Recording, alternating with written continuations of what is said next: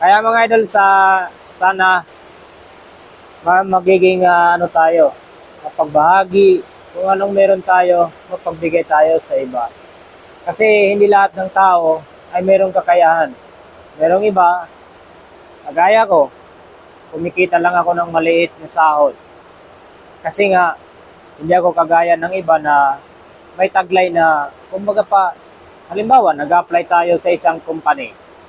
Ang hanap ng isang company is 5'5 ang height. Ngayon ako ay nasa 5.0 lang. Di siyempre hindi ako matatanggap. Hindi ako kagaya ng iba na tanggap sa maayos na sahod. Kaya magkaiba kami. Siyempre ako, kung saan ako pwedeng magpatulong, saan yung nagsasabi na may libre ako, doon ako. Yun nga lang, nung mapunta ako doon, ayun, sermon ang inabot ko. Ayan mga idol, sana wag tayong sakin.